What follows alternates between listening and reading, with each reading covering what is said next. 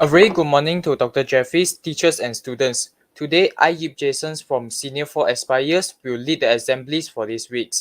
We'll begin the assemblies by singing the Negaraku, Selangor state anthems, and school songs. Students are advised to sing proudly, loudly, and clearly with full school spirit. Please rise your songs.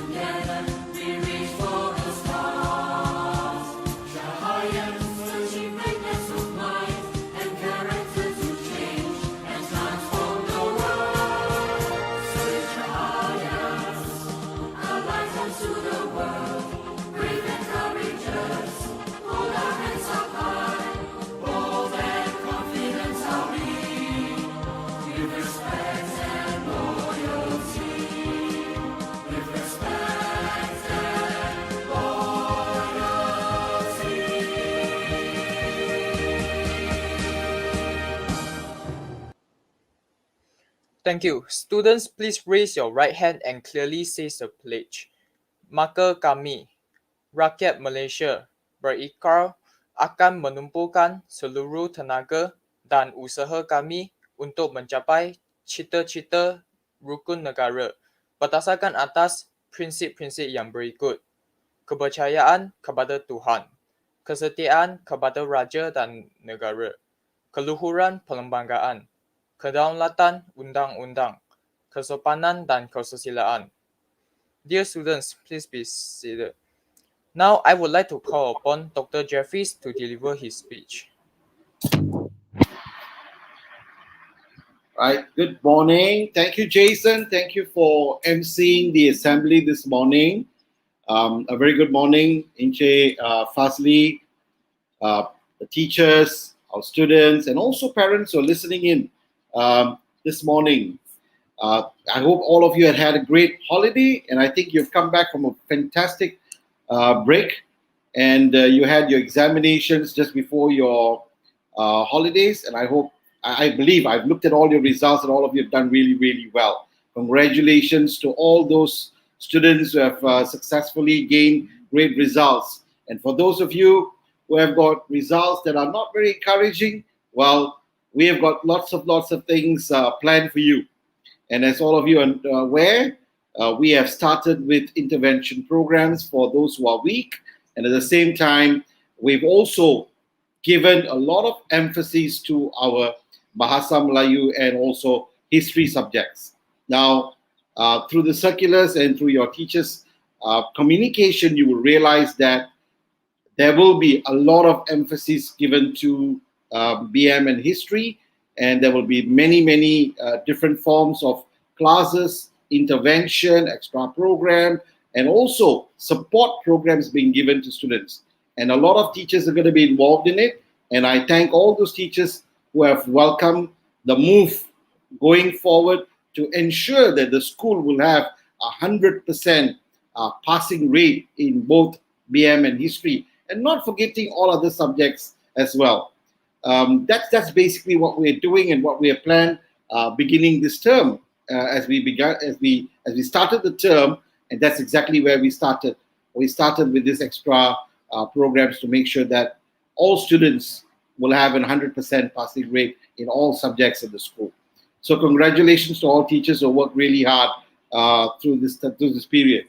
Now, not forgetting, before I move on, Inchi Fazli is not here this morning because he's actually gone for his vaccination.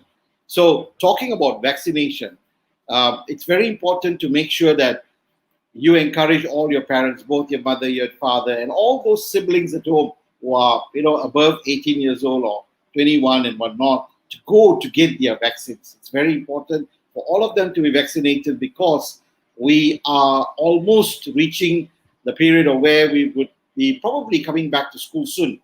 And we need your parents and everyone to be vaccinated when you get back to school, because I believe in September, we should slowly be coming back batch by batch, probably beginning with the Form 5 and Form 4 students, and then the rest of you might come back over the month of September and October. So we are in preparation at school. We are in preparation to receive all of you back in school. All right. Now, not forgetting, as you see behind the board there, I've written Sports for Life. Now, this week and next week, I do know that everyone is putting your heart and soul into practicing for your sports day, your sports week, and your sports activities. As this year, we are not able to gather at the field, but we are doing it live online. And I believe every one of you are in high spirits to compete. And this week, I think you have all those practice, those trials and whatnot that's happening. But the most important thing about sports is not about just winning. It is about the moment of participation. It's the moment of competition, right? And it's the moment of getting together of all of you in one spirit to win, to make sure that your teams come together and do as a team, with teamwork, supporting each other and winning your tournaments and winning each activity that you do. Now, I'm a sportsman myself, and I believe that sports is really important for everyone. As it is, I represent the country in Malaysia for sports development of judo. I do judo development for Malaysia. I also do karate development for an international karate organization, which I belong to. And I personally myself have been involved so much in sport, and that's the reason why I'm so passionate about sports. And I believe that sports create great leaders, and sports is everything in life, because sports develops your mind, develops teamwork, develops the spirit of competition, develops the spirit of winning. And I believe all these are important factors in building oneself and one's leadership skills. And sports is everything about building leadership skills, right? So I believe that it's going to be an interesting week. Not forgetting, next week is the competition week, but this week is all practices and trials. So with full heart, full spirit, do participate. Please get your houses to win. Make sure everybody participates and support one another through this week. All right. So with that, let me go on to my next point. I've got a little bit of a sad news to tell you, but I need to make these announcements earlier. Two of your teachers will be leaving us in August. Madam Saras and Puan Miziana has Madam Saras is retiring, and she's decided to take care of her health and move on. Puan Miziana is moving on with her life, and I believe she has got reasons to move on. And these two teachers have actually will be leaving us only in August. All right, and we have got our replacement teachers coming in. On top of that, just to make an announcement to today, Miss Anureka is your new senior assistant of academic for the senior school, and Miss Anureka is back to teach you guys maths and add maths. So I wish Miss Anureka all the best in her return back to the National Senior School. With all that, I would like to thank all of you for this journey with us. Thank you for being online. Thank you for coming back in one spirit yesterday, and we will continue this journey in the next 2 weeks with sports, and thereafter back to classes, education, academic, and whatnot. So all the best to all of you. Thank you all teachers for putting in great effort, great spirit, and thank you to the sports organizing team among the teachers, Jorizal, Ms. Sherlyn, and all the Sharul, Zudi, and all those who are involved one way or another in putting these sports events together. Thank you all so much, and I wish you all the best, and I wish you all good luck in this competition. God bless you all.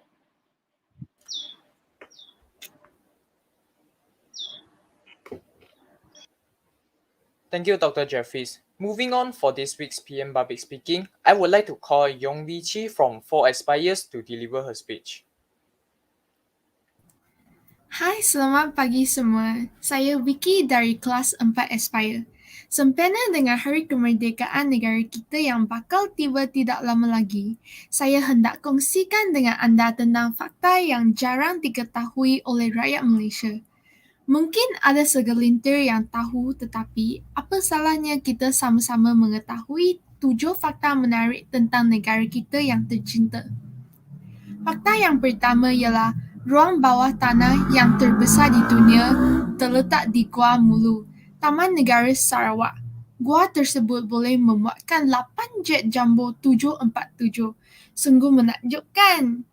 Fakta seterusnya, negeri Sabah mempunyai bunga yang terbesar di dunia. Kamu tahu bunga apa? Ya, bunga rafflesia. Terdapat 55 spesies bunga ini di dunia dan 9 daripadanya terdapat di Sabah. Sungguh istimewa. Tahukah anda di manakah terletaknya Pulau Sipadan? Pulau Sipadan yang terletak di daerah Semporna, Sabah merupakan salah satu tempat utama di dunia untuk aktiviti menyelam ke dasar laut kerana pemandangan bawah lautnya yang sungguh mengagumkan. Seterusnya, adakah anda tahu ketinggian Menara Kuala Lumpur?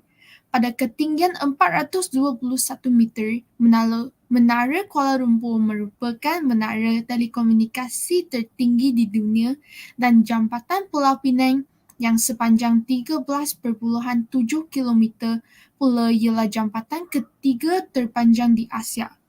Manakala hutan hujan tropika di Malaysia merupakan ibu segala hujan-hutan di dunia dan dipercayai telah berumur 130 juta tahun lebih tua daripada hutan hujan di Amazon dan Kongo. Apa lagi yang perlu kita tahu tentang fakta menarik negara kita? Oh ya, percayakah anda bulatan terbesar di dunia terdapat di Malaysia? Percaya atau tidak, bulatan terbesar di dunia itu terletak di Bulatan Putrajaya. Bulatan di Persiaran Sultan Salahuddin Abdul Aziz Shah itu mempunyai pejabat Perdana Menteri, Istana Melawati, Putra Perdana Landmark dan juga Hotel Shangri-La di dalamnya. Jumlah panjang ukur lilit bulatan itu saja mencapai 3,4 kilometer.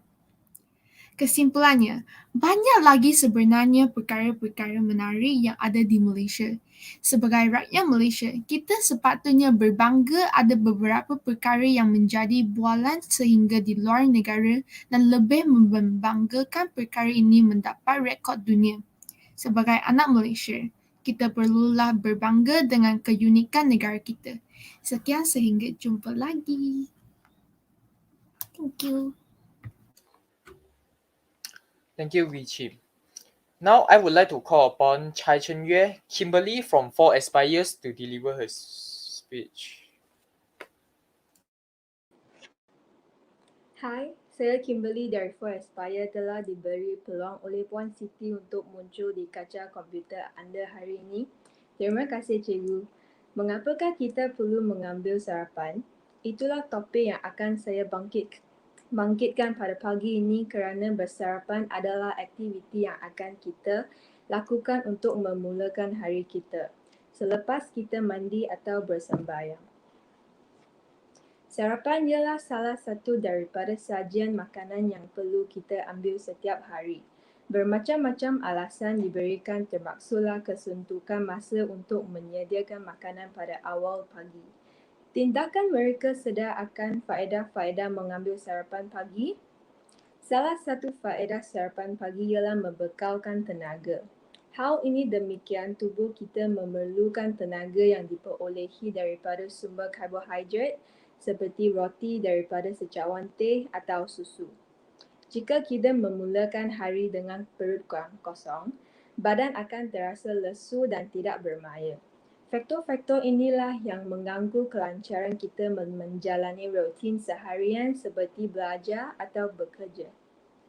Selain itu, mereka yang tidak menjamah sebarang makanan pada waktu pagi cenderung untuk rasa lapar perut akan mula berkeroncong, minta diisi.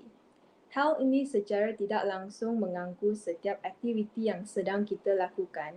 Kita juga akan mudah hilang fokus untuk melakukan sesuatu tugasan. Oleh yang demikian pentingnya bersarapan pagi untuk mengawal rasa lapar.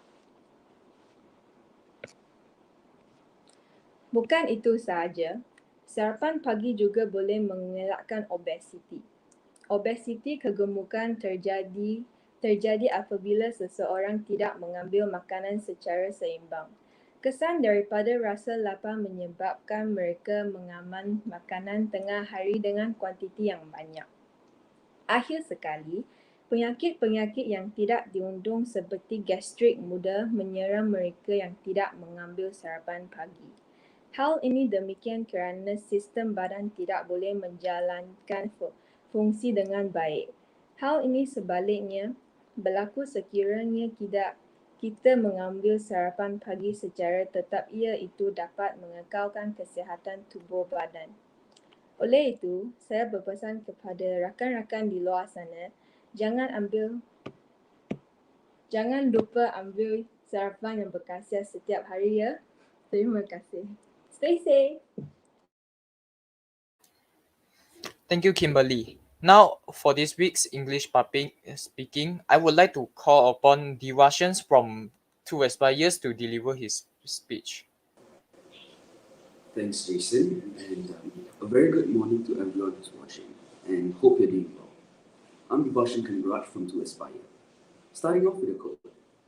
Cook a teen a meal, and they'll eat for a night. Teach a teen to cook a meal, and he'll be cleaning the kitchen for the entire week. Well, as a teenager, I'm here to disprove this cooked up theory. Great pun, but anyhow, everyone, including teenagers, should learn how to cook.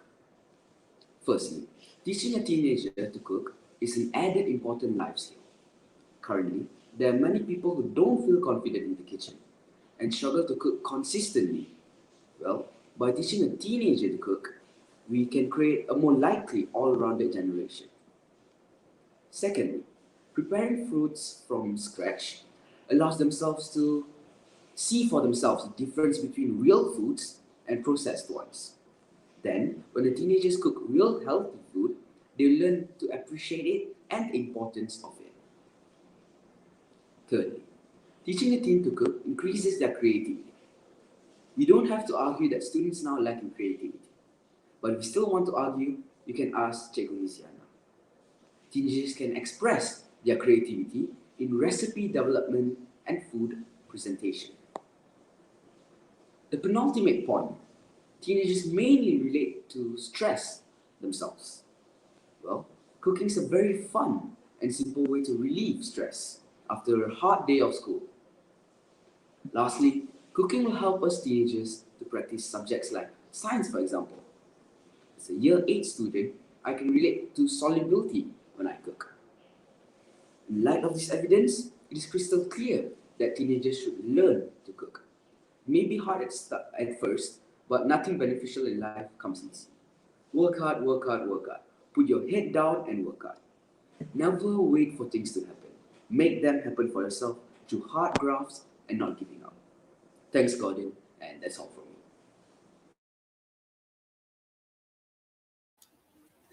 Thank you, Diversions.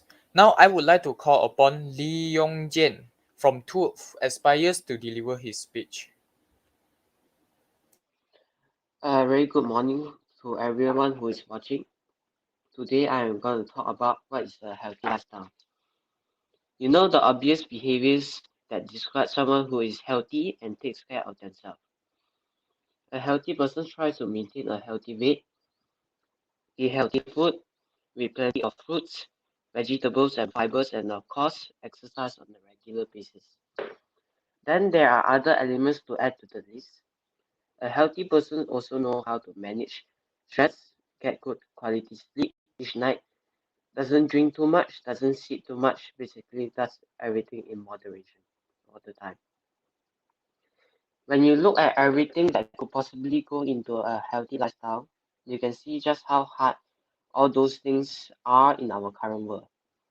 The good news is you don't have to change everything at the same time. In fact, the trick to a healthy living is making small changes. Taking more steps each day, adding fruit to your cereal, having an extra glass of water, or saying no to fast food. One thing you can do right now to make your lifestyle healthier is to move more. You know you need to exercise, but there are many excuses not to do it. You're too busy, don't know where to start, you're not motivated, or you're afraid you injured yourself. Maybe you think exercise has to be really hard or it isn't good. Whatever definition you have about what is exercise is or isn't, the bottom line is that exercise is movement. Whatever, whether it's walking around the block or running a marathon, that movement is exercise, and every time you move more than you normally do, it counts. If you opt for small changes, the benefits are still pretty amazing. For example, increasing your activity level can help you reach and maintain a healthy weight. Thank you.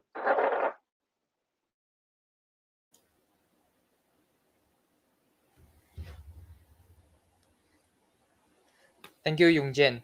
And thank you, students, for your cooperations. Assembly is now dismissed.